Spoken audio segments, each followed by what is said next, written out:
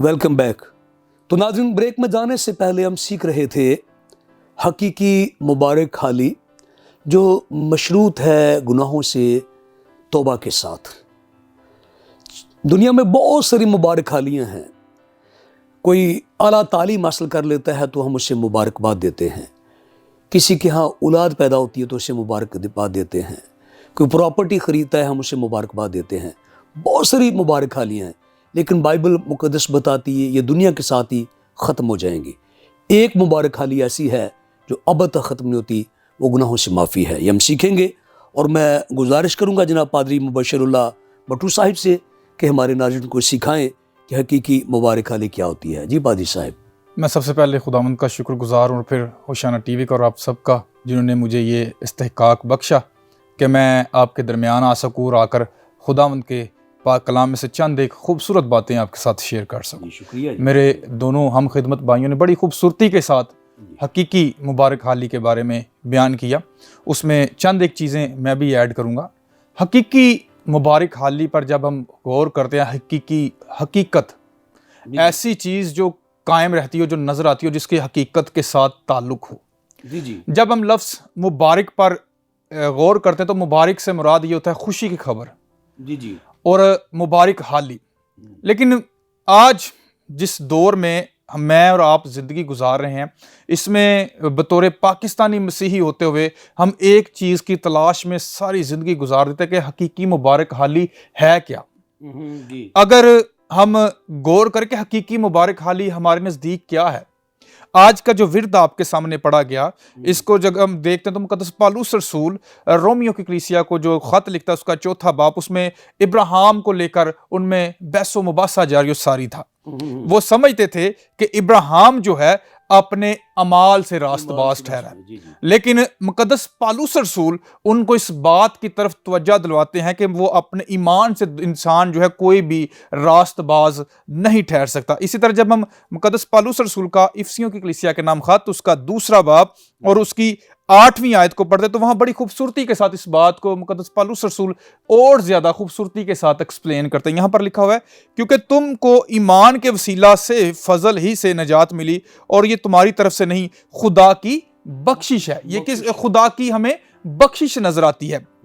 और जो आज का आपके सामने हवाला तलावत किया गया, इसमें सबसे पहले हमें इब्राहिम का जिक्र मिलता है और दूसरे एक शख्स दाऊद का जिक्र मिलता है। और दाऊद का जिक्र इसलिए मुक़द्दस पौलुस रसूल करता है क्योंकि जो यहूदी थे, जो उस वक्त के उनके सामीन थे, वो मुक़द्दस दाऊद को अपना सब कुछ मानते थे और इसलिए वो बयान करते हैं कि जो तुम्हारा अबाउजदाद थे दाऊद था, उसने भी ये जो मुबारक हाली को बयान किया था, उसने ये कहा था मुबारक है वो जिसकी बदकारियाँ माफ़ हुई और जिनके गुनाह ढांके गए। ये जब हम ज़बूर की किताब उसका ज़बूर नंबर 32 उसकी पहली 2 आयात की जो यहाँ पर जो है हमें मुक़द्दस पौलुस रसूल उनको यहाँ पर रकम करता हुआ नजर आता है। और जब हम दाऊद की ज़िंदगी को देखते हैं तो दाऊद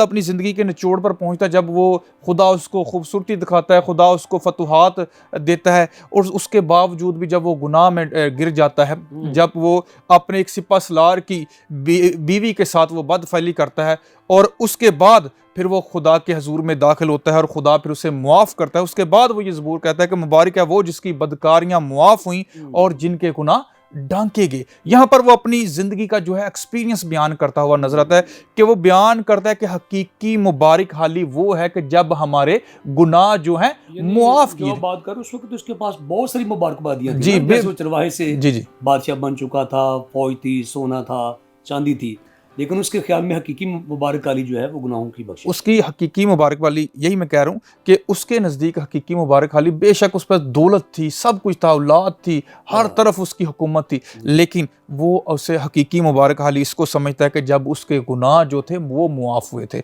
जो गुनाह जो उसके महसूब ना करे, यानी जिन गुनाहों को खुदा हिसाब में نہیں لے کر آتا کیا تھا بات ہے۔ اور خدا ان گناہوں کو معاف کر دیتا ہے. اور یہ بات جو ہے مقدس پالوس رسول ہماری زبان میں لفظ ڈیلیٹ کرنا، ہاں جی ڈیلیٹ کر دیتا کہ ہوں. خدا جیسے آج کل ہمارا انٹرنیٹ کا دور ہے، جو سوشل میڈیا کا دور ہے کہ ہم کوئی بات کو نہیں جاننا چاہتے تو اس کو ہم ڈیلیٹ کر دیتے ہیں، اس کو اپنی زندگی سے ختم کر دیتے ہیں.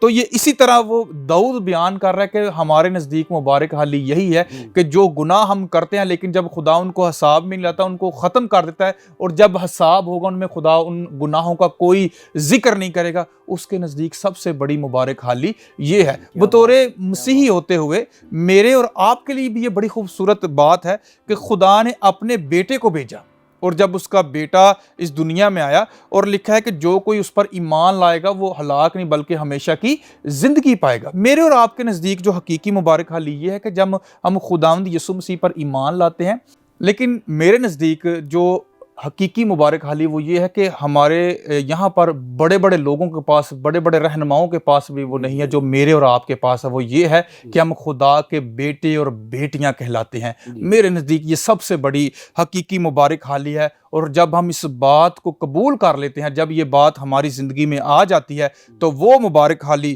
جس کا ذکر یہاں پر مقدس پالوس رسول داؤد کی معرفت کر رہا ہے، کہ داؤد بیان کر رہا ہے، وہی مبارک حالی میری اور ہم سب کی زندگی میں آ جاتی ہے.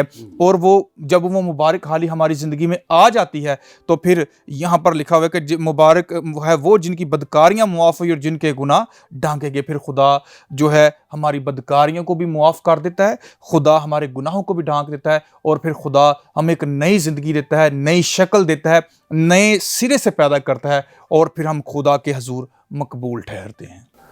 جی شکریہ پادری صاحب، خداوند آپ کو بہت ساری برکت دے. آپ نے انتہائی جوش کے ساتھ اور کلام مقدس کے حوالہ جات کی روشنی میں اور مقدسوں کے ان تجربات کو بیان کیا جو ان کی زندگی میں ہوئے. خداوند آپ کو اپنے جلال کے لیے کثرت سے استعمال کرے.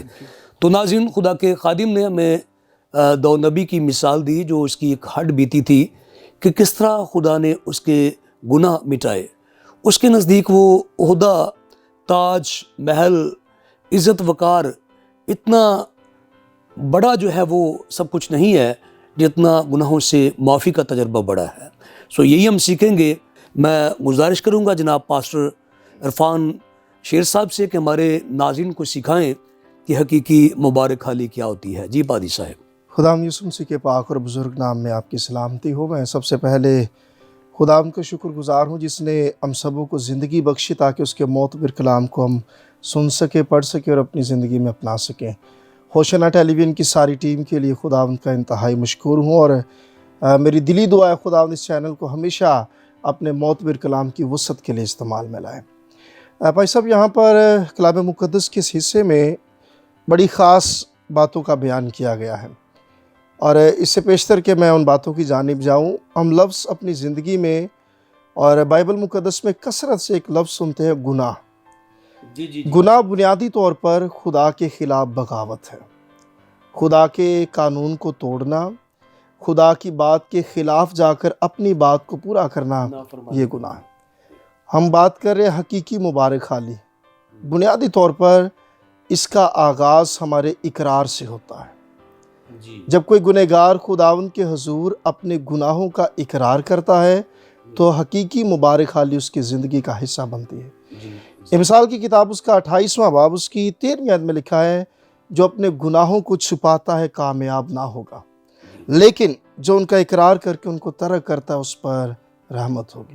اور بھائی صاحب، یہ انسان کی فطرت ہے. انسان شروع ہی سے اپنے گناہ کا اقرار کرنے کے لیے تیار نہیں ہوتا، اور اس کی مثال انسان کے جد امجد آدم اور حوا سے ہے. جب انہوں نے خدا کے خلاف گناہ کیا تو خدا ان کا زندگی بخش کلام بیان کرتا ہے. خدا ٹھنڈے وقت میں آدم کو پکارتا ہے، اے آدم تو کہاں ہے؟ اور کلام میں لکھا اس نے اپنے آپ کو چھپایا درختوں کے پتوں میں. ایک ناقص انتظام. خدا اس بات سے واقف تھا کہ اس نے میرے حکم کو توڑا ہے. اس کے باوجود خدا اس سے پکارتا ہے. اور اگر غور کیا جائے تو پہلا گناہ ہوا نے کیا تھا. اس پھل کو ہوا نے لیا اور اپنے شوہر آدم کو دیا. آدم چونکہ اسے اختیار دیا گیا، وہ مختار تھا، اس لیے خدا اس سے کہتا ہے کہ تو کہاں ہے؟ تو نے اپنی مختاری میں کمزوری کا اظہار کیا ہے۔ سو انہوں نے اپنے آپ کو چھپانے کی کوشش کی، ناقص انتظام۔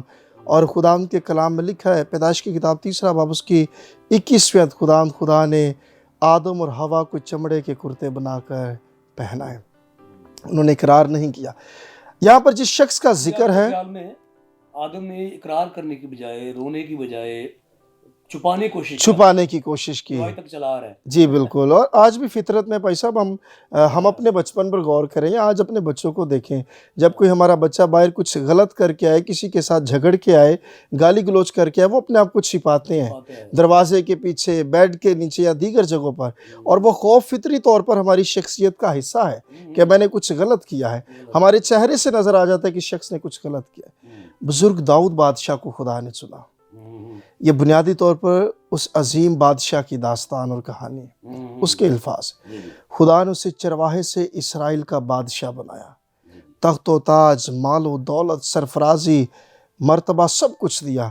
اس نے بتسبا کو دیکھ کر خدا کے خلاف گناہ کیا۔ ہتی اوریا کی بیوی کو دیکھ کر اس کے دل میں بدی نے، گناہ نے جنم لیا، اس کی زندگی میں بدحالی نے داخلہ کیا۔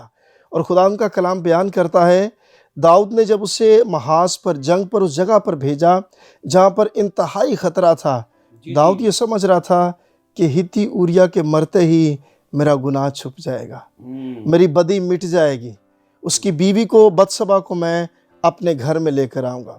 لیکن خدا ہمیں بدحالی سے بچاتا ہے۔ خدا نے ناتن نبی کو بھیج کر داؤد پر ظاہر کیا کہ تو نے زندہ خدا کے خلاف گناہ کیا ہے۔ خدا اپنے نبی کے وسیلے، ناتن نبی کے وسیلے، اپنی محبت کو، اپنی خوشحالی کو، اپنی مبارک حالی کو داؤد کی زندگی پر ظاہر کرتا ہے۔ اس نے کہانی سنائی، اور اس کہانی کے اختتام پر داؤد کہتا ہے یقیناً وہ شخص واجب السزا ہے جس نے یہ گناہ کیا، اور ناتن کہتا ہے وہ شخص تو ہی ہے بادشاہ۔ خدا نے تجھے سرفراز کیا، خدا نے تجھے سر بلند کیا، خدا نے تجھے عزت، مرتبے، مقام سے معمور کیا، اور تو نے خداوند کے خلاف بدی کی ہے۔ اپنی اس بدی کے اقرار میں داؤد نے یہ 2 زبور لکھے۔ زبور 32 میں کہتا ہے مبارک ہے وہ شخص جس کی خطا بخشی گئی، جس کا گناہ ڈھانکا گیا، اور جس کی بدکاری کو خداوند حساب میں نہیں لاتا۔ اور دوسرا زبور آج بھی ہم پنجابی میں گاتے ہیں، فضل نال اے رب بخش گناہ سب میرے، 51 زبور۔ یہ دونوں زبور وہ اپنے گناہ کی حالت میں خداوند کے حضور میں اقرار کرتا ہے، خداوند میں نے اپنے آپ کو تیرے حضور میں پیش کیا ہے۔ اور مبارک حالی، حقیقی مبارک حالی کا آغاز جب کوئی گنہگار خداوند کے حضور اپنے گناہ کا اقرار کرتا ہے۔ بھائی صاحب یہ بھی بڑی قابل غور بات ہے، ہم انسانوں کو اپنی کمزوریاں بتاتے ہیں، اور انسان ہماری زندگی میں کسی نہ کسی موڑ پر ضرور ہمیں یاد دلاتا ہے کہ تو نے ماضی میں یہ گناہ کیا، تو ماضی میں ایسا شخص تھا۔ خدا کبھی ہمارے گناہ کو دہراتا نہیں، خدا ہمیں کبھی نہیں کہتا کہ تو ماضی میں، جی وہ گناہ کو پورب سے پچھم تک پھینک دیتا ہے، یاد نہیں کرتا وہ۔ جی زبور نویس اسی کا بیان کرتا ہے، جنہ چڑھ دے تو ہے لیندا اونی دور ساڈے، پاپ خدا نے چک کے سارے سٹے دور دراڑے۔ خدا ہماری بدی کو حساب میں نہیں لاتا، اور اس کا سب سے بہترین انتظام اس نے اپنے اکلوتے بیٹے خداوند یسوع مسیح کے پاک لہو کے وسیلے کیا ہے۔ کلام مقدس میں پہلا پطرس پہلا باب اس کی 18ویں آیت میں لکھا ہے، تمہارا نکما چال چلن جو باپ دادا سے چلاتا تھا، اس سے تمہاری خلاصی فانی چیزوں یعنی سونے چاندی روپے پیسے سے نہیں ہوئی، بلکہ خدا کے پاک اور بے عیب برے یسوع مسیح کے بیش قیمت خون سے ہوئی۔ اور مسیح خداوند کی قربانی کے تعلق سے جو لفظ کفارہ استعمال کیا جاتا ہے، عبرانی میں لفظ ہے کفر۔ کفر کا مطلب ہے کسی بھی داغ کو مکمل طور پر دھو کر صاف کر دینا، اس داغ کے وجود کو ختم کر دینا۔ مسیح کے پاک لہو نے ہماری بدیوں کو، گناہوں کو، نافرمانیوں کو اسی طرح ہماری زندگی سے الگ کیا ہے۔ اور داؤد بھی اسی مبارک حالی کا ذکر کرتا ہے، وہ شخص مبارک ہے جس کے گناہوں کو خداوند یاد نہیں کرتا۔ اور میں نے کہا کہ اس کا آغاز ہمارے اقرار سے، جب ہم کنفیس کرتے ہیں خداوند میں تیرے خلاف یہ گناہ کر چکا یا کر چکی ہوں، جب ہم اپنے گناہ کو مانتے ہیں، تسلیم کرتے ہیں، اور سچی توبہ کے لیے خداوند کے حضور میں آتے ہیں، تو بنیادی طور پر گناہ کا اقرار کرنا، حقیقی مبارک حالی کی جانب اپنے قدم کو اٹھانا ہے، بڑھانا ہے، اور خدا اپنے فضل کے وسیلے سے، اپنے بیٹے کی پاک قربانی کے وسیلے سے ہمیں معاف کرتا، بخشتا اور بطور بیٹے اور بیٹیاں قبول فرماتا ہے۔ اور یہی ہمارے نزدیک سب سے بڑی حقیقی مبارک حالی ہے کہ ہم خدا کے اکلوتے بیٹے یسوع مسیح کی پاک قربانی کے وسیلے سے بچائے گئے ہیں۔ جی شکریہ پاشا صاحب، خداوند آپ کو بہت ساری برکت دے۔ آپ نے بڑے مفصل انداز میں اور جامع باتیں ہمارے ناظرین سے شیئر کیں تاکہ وہ جان سکے اور پہچان سکے کہ کس طرح سے مسیح کے کفارے کے وسیلے سے ہم نجات پاتے ہیں۔ تو ناظرین، خدا کے خادم نے کفارے کا جو بنیادی کام ہے ہمارے سامنے رکھا، جہاں خدا ہمارے گناہ کو ڈھانپ دیتا ہے، بھول جاتا ہے۔ خدا نے خود اپنی زبان مبارکہ سے کہا پھر میں یا نہ کروں گا۔ تو یہی حقیقی مبارک حالی ہے، گناہ سے چھوٹنا۔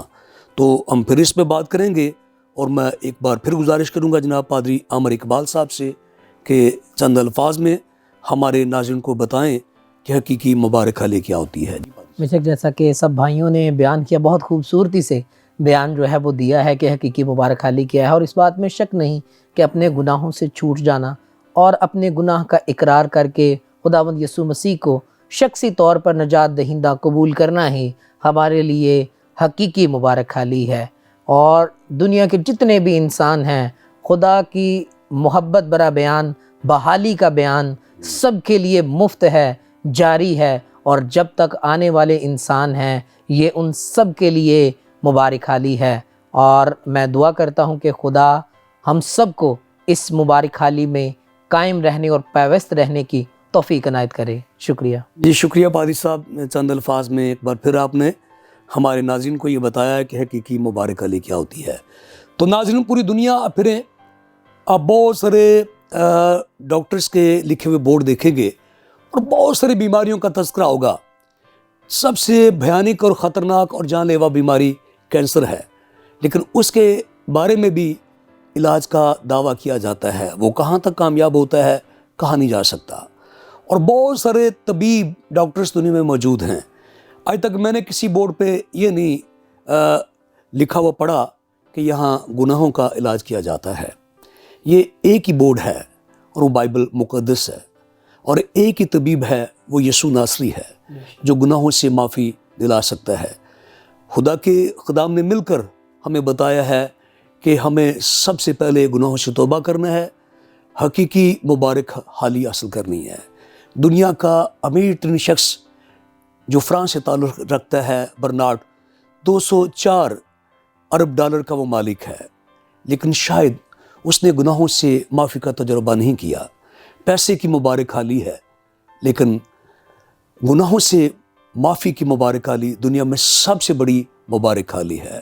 خداوند اس سارے پیغام کے وسیلے سے آپ سب کو بڑی برکت دے، اور یاد دلاتا چلوں کہ ہوشانہ ٹی وی کی یہ زبردست کاوش ہے کہ آپ تک بائبل مقدس کے عمیق اور گہرے بھید اور مکاشفت لائے، تاکہ آپ سیکھیں اور برکت پائیں اور روحانی اعتبار سے ترقی کریں۔